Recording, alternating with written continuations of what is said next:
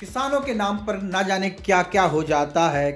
इंसान की सबसे बड़ी हार तब हो जाती है जब उसे पता चलता है कि जिसे हम अपना सब कुछ समझते हैं उसके लिए हम कुछ भी नहीं हैं। किसानों के नेता, किसानों के मसीहा, किसानों की पैरवी करने वाले ही जब किसानों के साथ धोखा करने लगें तो क्या कहेंगे। ललितपुर में कहें कि 90% सब्सिडी पर बीज वितरण होना था, जिसे हम क्लस्टर के तौर पर देखते हैं और चर्चा करते हैं कि क्लस्टर बनाकर उसमें वितरण किया जाएगा, जिसमें तमाम गांव को चिन्हित किया जाता है। उसके बाद जो कहेंगे एक प्रकार से जो समर्थन मूल्य है उनके हिसाब से 90% सब्सिडी पर बीजों को वितरित किया जाता है, ताकि कम रेट पर अच्छे बीज उपलब्ध हों सरकार की तरफ से और किसान उन बीजों को अपनी खेतों में बोएं और अच्छी उपज कहीं ना कहीं हो। लेकिन ललितपुर में कुछ अलग ही चीज़ चल रही है। आप कल्पना कर सकते हैं, जब से एक क्लस्टर का पूरा खेल सामने आया है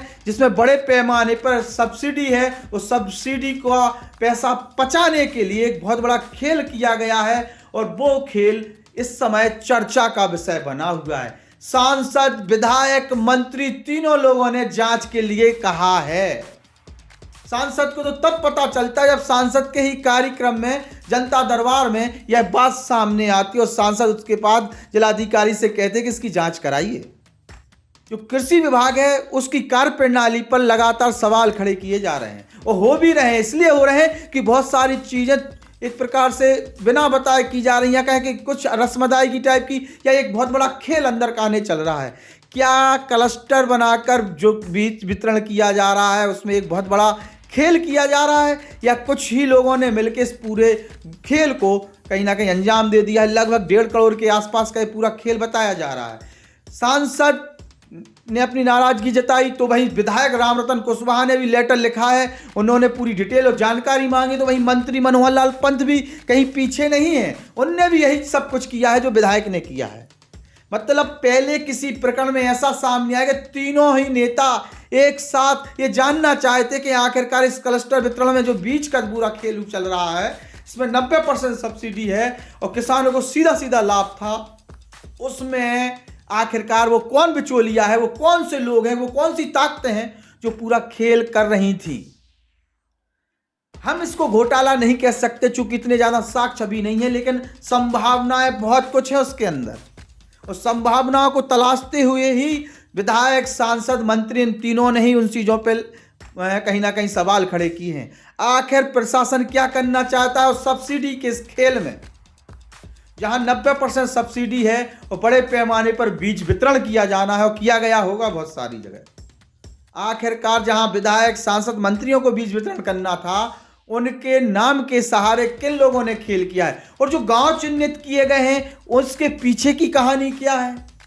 कल्पना करिए, ललितपुर शहर से लगे हुए गांवों को नहीं लिया गया, देलवारा भी लिया जा सकता था, बुढ़वार भी लिया जा सकता था, दावनी भी लिया जा सकता था, रोड़ा भी लिया जा सकता था, ये बड़े गांव हैं, लेकिन नहीं लिया गया। ईमानदार सरकार में आखिरकार जहां तीनों नेता जांच की बात कर रहे हैं, तीनों नेता आवाज उठाएं, तो वे कौन सी ताकतें हैं जो अंदर खाने खेल कर रही हैं। जहां ईमानदार डीएम बैठे हो, जहां ईमानदार तमाम अधिकारी बैठे हो तो दावे किए जाते हैं, जहां ईमानदार नेता बैठे हो, लेकिन वो सत्ता संरक्षक माफिया कौन है, वो दलाल कौन है जो किसानों के हक को खाने में लगे हुए हैं, वो कौन लोग हैं जो अंदर खाने खेल कर रहे हैं, और जो ह्यूमर फैला है, जो चर्चा हो रही है, उसमें कितनी हकीकत है। तमाम डॉक्यूमेंट, तमाम साक्ष्य बहुत जल्द हमारे पास आने वाले हैं। पिछले 2-3 साल में जो क्लस्टर बनाकर बीज वितरण किया गया उसका क्या एक प्रकार से रेशू रहा है, कि जो बीज खेतों में डाले गए हैं उससे क्या उपज आई है, इन सब डेटा को हम एनालिसिस कर रहे हैं और बहुत जल्द आप लोगों के सामने बहुत सारी चीजें लेके आएंगे। प्लस भारतीय जनता पार्टी में नेताओं के करीबी लोग जो एक प्रकार से जो माफियागिरी में शामिल हैं, दलाली में शामिल हैं, बड़े बड़े खेल करने में शामिल हैं, उनके चेहरे भी अब बेनकाब करने का समय आ गया है। सांसद अनुराग शर्मा ईमानदार व्यक्ति हैं, साफ छवि के व्यक्ति हैं, लेकिन उनके आसपास के लोग कुछ खेल कर रहे हैं।